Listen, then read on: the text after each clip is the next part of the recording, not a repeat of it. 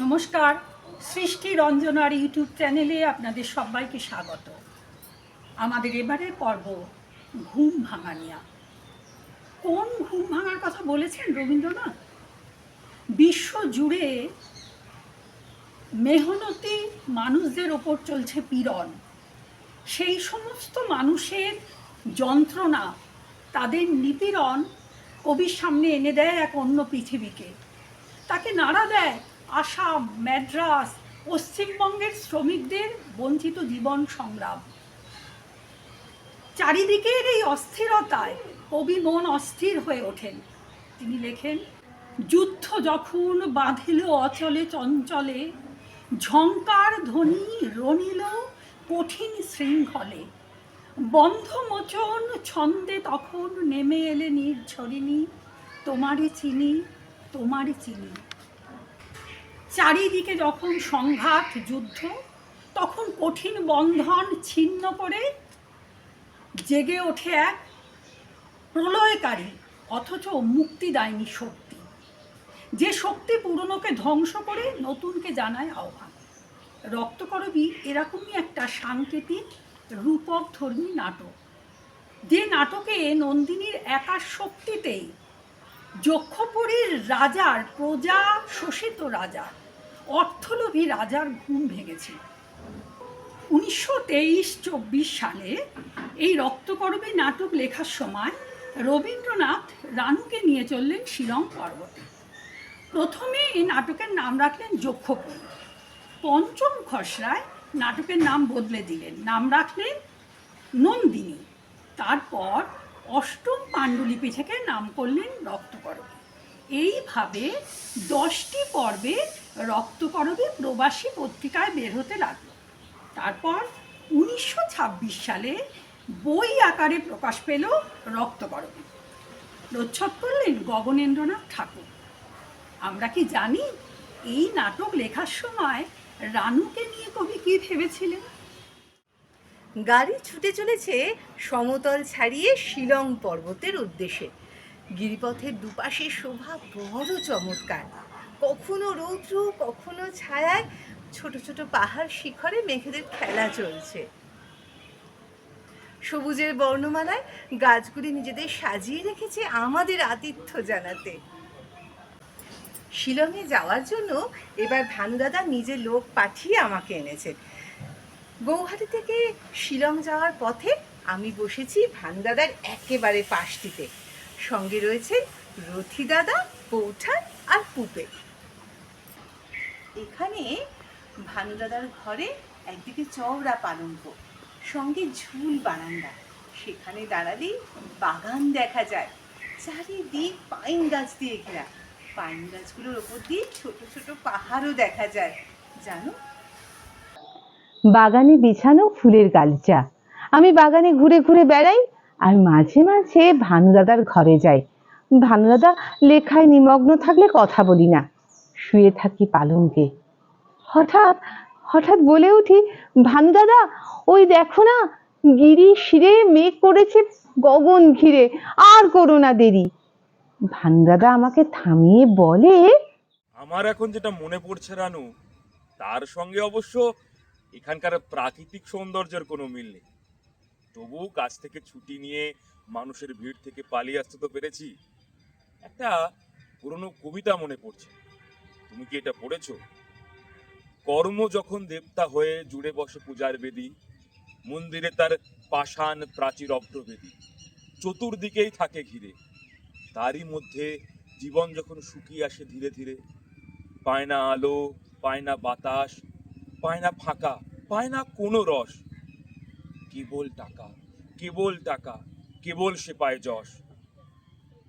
তারপর কি যেন ঠিক মনে পড়ছে না, একটু পরে আছে, সঙ্গোপনে বহন করে কর্মরথে, চলিতেছিলাম নিষ্ফলতার মরুপথে।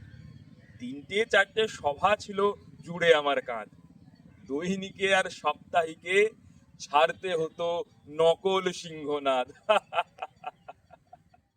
কি সুন্দর তুমি মজা করো নিজেকে নিয়ে ভানুদাদা, নকল সিংহনাদ। মাথায় একটা নতুন লেখা গজগজ করছে। এখানে মিটিং নেই, কোনো কাজ নেই, মানুষজনের ভিড় নেই, তাই এখন শুধু লিখবো, গান করব আর শ্রীমতী ভানু দেবীর সঙ্গে গল্প করব। ভানু দাদা লেখা নিয়ে এখন খুব ব্যস্ত। তারই মধ্যে দেখলেন ঘরটা যেন কেমন ফাঁকা ফাঁকা লাগছে, কি যেন গন্ধ। দেখলেন আমি এসে দাঁড়িয়েছি ভানু দাদার ঠিক পেছনে। কলমটা নামিয়ে রেখে আমাকে বলতে শুরু করলেন, জানো রানু, সে অনেক দিন আগের কথা।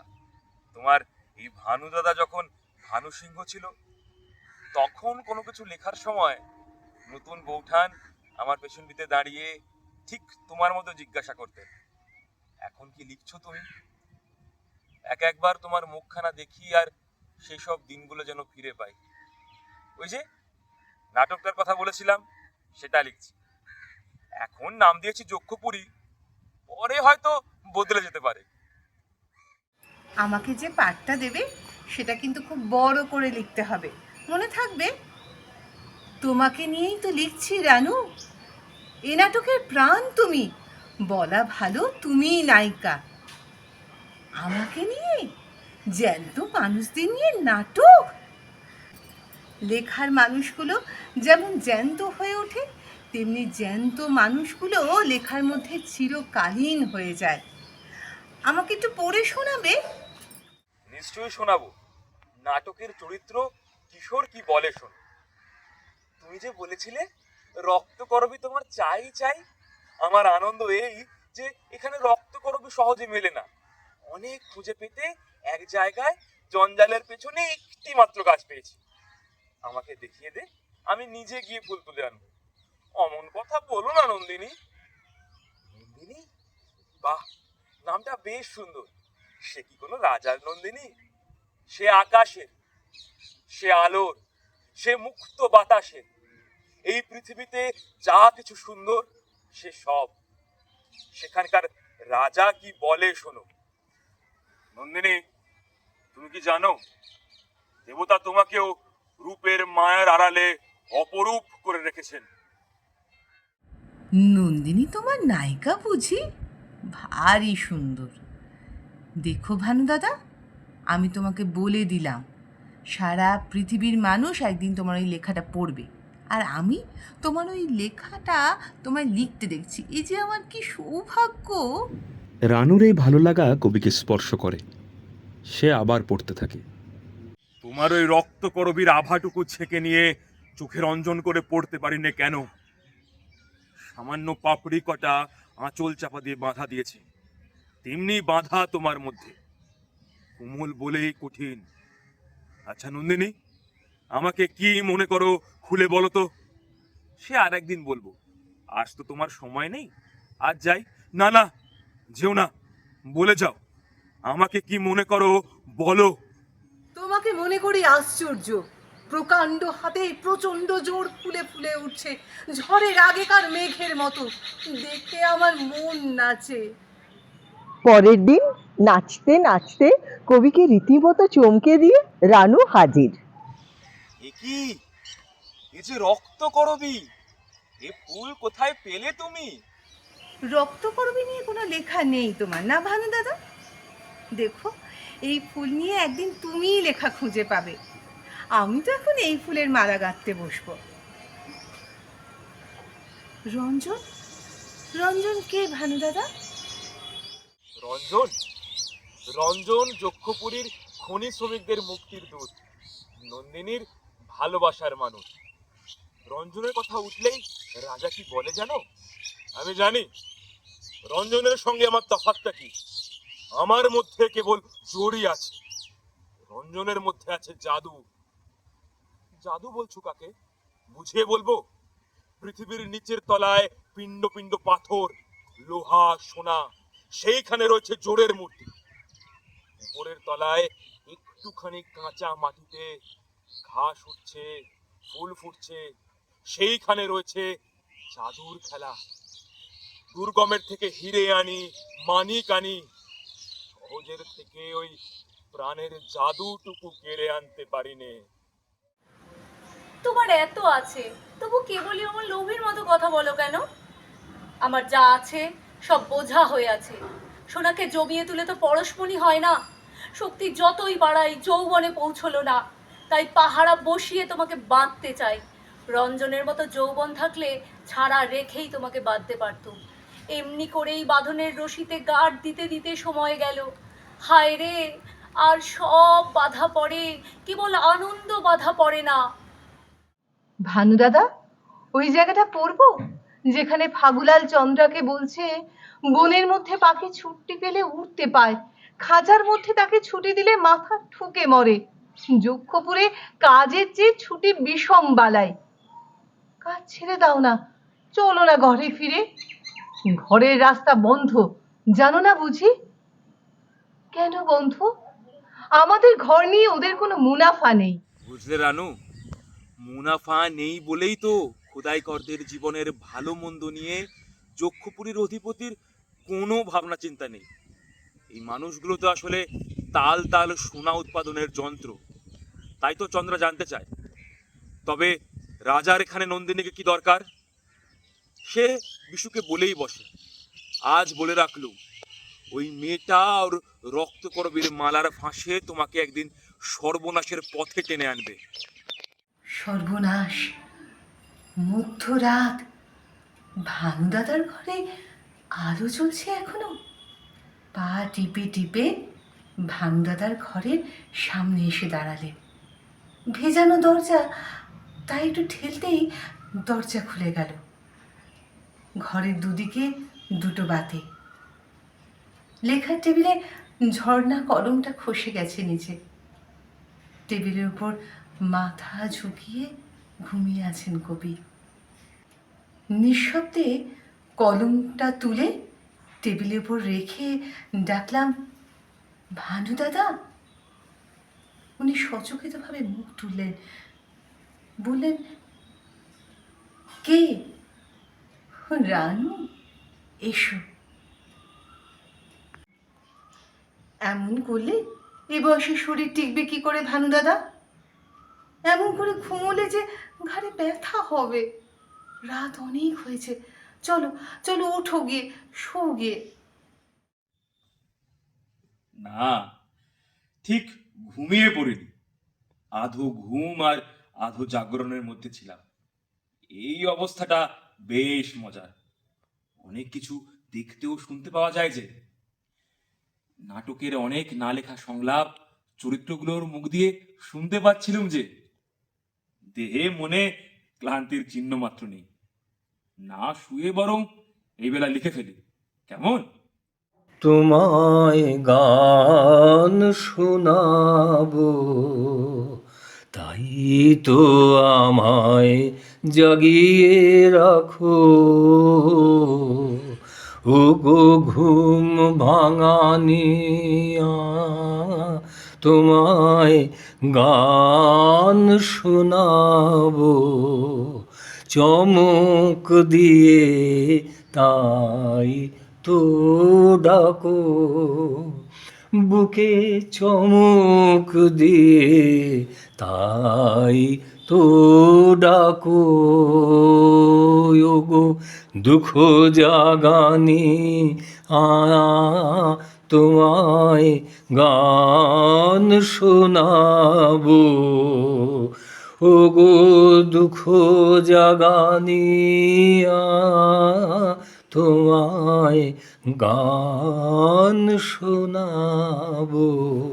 দুঃখ জাগানিয়া, দুঃখকে কি কেউ জাগায়? বিশ্ববিধাতা যেন সেই দুঃখ কাউকে না দেন। তবু এমন অনেক দুঃখ আছে জানো রানু, সে দুঃখে মানুষ পবিত্র হয়। নন্দিনীও বিশু পাগলকে এই প্রশ্ন করেছিল, তুমি আমাকে বলছো দুঃখ জাগানিয়া? বিশু পাগল কি ভানু দাদা? পরে বলছি, আগে শোনো। তুমি যখন বাগানে খেলছিলে তখন মনে হলো আমার কাজের মাঝে মাঝে কান্না ধারার দোলা তুমি থামতে দিলে না যে আমার কাজের মাঝে মাঝে, কান্না হাসির দোলা তুমি থামতে দিলে না যে। দুঃখ জাগানিয়া কথাটার মর্ম ঠিক বুঝতে পারছি না ভানু দাদা। আমি জানি তুমি কত বড় ব্যস্ত কাজের মানুষ, তবু তুমি আমার সব ছেলে মানুষই সহ্য করো। সামান্য তো কি, আমারও আছে 7 রাজার ঐশ্বর্যের চেয়েও মস্ত বড় সম্পদ, সে হলো তুমি ভানু দাদা। রানু, তুমি হয়তো বুঝতেই পারো না কতখানি মাধুর্য তুমি আমাকে দাও। তোমার ভালোবাসা আমার কাছে আমায় পরশ করে প্রাণ সুধায় ভরে, তুমি যাও যে সরে। আমায় পরশ করে প্রাণ সুধায় ভরে, তুমি যাও যে সরে। উধাও হয়ে সরে পড়বে তুমি ভানু দাদা। চীন, জাপান কিংবা কামস্কাটকা থেকে নেমন্তন্ন এলেই হলো, তখন কতদিনের জন্য যাবে কে জানে। এই ষাটোর্ধ্ব বয়সে তুমি আমাকে নতুন বৌঠানের স্মৃতি ফিরিয়ে দিলে রানু। দেখছো তো, আমি আবার সেই বয়সের উৎসাহে মেতে উঠেছি। নতুন বৌঠানের সঙ্গে তুলনায় রানু কষ্ট পায়, এ কথা সে আগেও জানিয়েছে ভানুদাদাকে। তবু ভানুদাদা বারবার সেই প্রসঙ্গ তোলে। আজ ভানু চুপ করে থাকে। রক্তকরবীর অংশটুকু শুনতে চাও তো? এই নাটকে অধ্যাপক কি বলেন শোনো মন দিয়ে। এই যক্ষপুরে আমাদের যা কিছু ধন, সবই ধুলোর, নারীর ধন সোনা।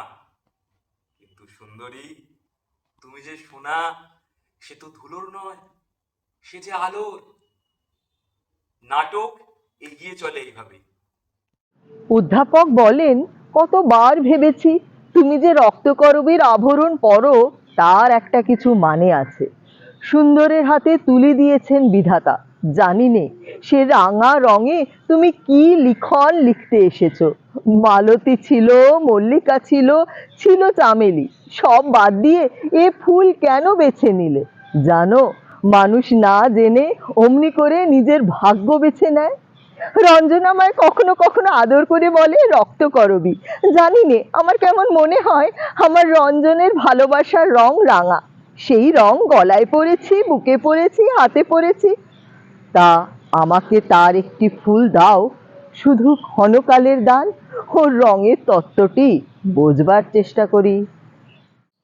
এই রঙের তত্ত্ব নন্দিনীর গয়নায় লুকিয়ে আছে কি? রক্ত আভাময় রক্তকরবীর লালে কবি কি বোঝাতে চেয়েছেন? এ কি বিদ্রোহ নাকি প্রেমের প্রতীক? লাল রঙের আভায় তাই কি সকলেরই বিস্ময়? অধ্যাপক যেমন বিস্মিত, তেমনি বিস্মিত রাজা।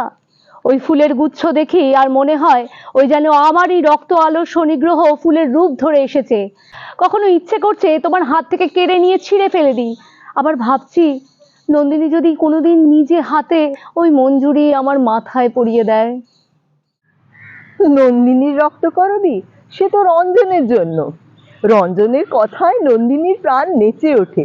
সে বিশুকে বলে, তোমাকে একটা কথা বলি পাগল, যে দুঃখটির গান তুমি গাও, আগে আমি তার খবর পাইনি। কেন, রঞ্জনের কাছে? না, 2 হাতে 2 দাঁড় ধরে সে আমাকে তুফানের নদী পার করে দেয়। বুনো ঘোড়ার কেশর ধরে আমাকে বনের ভিতর দিয়ে ছুটিয়ে নিয়ে যায়। লাফ দেয়া বাঘের 2 ভুরুর মাঝে তীর মেরে সে আমার ভয়কে উড়িয়ে দিয়ে হা হা করে হাসে। রঞ্জনের কথা উঠলে নন্দিনী যেন আর থামতেই চায় না, বলেই চলে। আমাদের নাগাই নদীতে ঝাঁপিয়ে পড়ে স্রোতটাকে যেমন সে তোলপাড় করে, আমাকে নিয়ে তেমনি সে তোলপাড় করতে থাকে। প্রাণ নিয়ে সর্বস্ব পণ করে সে হার জিতের খেলা খেলে, সেই খেলাতেই আমাকে জিতে নিয়েছে। রঞ্জন ছিল যক্ষপুরীর প্রাণের স্পন্দন। নন্দিনী বিশ্বাস করত একমাত্র রঞ্জনই পারবে এখানকার মানুষদের মুক্তির পথ দেখাতে। তাই তো প্রতীক্ষায় থাকে নন্দিনী। বিশু জানতে চায় রাজাকে তোমার ভয় লাগে না? এই জালের বাইরে থেকে ভয় করে, কিন্তু আমি তো ভেতরে গিয়ে দেখেছি। কিরকম দেখলে? দেখলুম মানুষ, কিন্তু প্রকাণ্ড। কপালখানা যেন 7 মহলা বাড়ির সিংহদ্বার, বাহু দুটো কোন দুর্গম দুর্গের লোহার অর্গল। মনে হলো যেন রামায়ণ মহাভারত থেকে নেমে এসছে কেউ। ঘরে ঢুকে কি দেখলে? ওর বাঁ হাতের উপর বাজ পাখি বসেছিল, তাকে দাঁড়ের উপর বসিয়ে ও আমার মুখে চেয়ে রইল।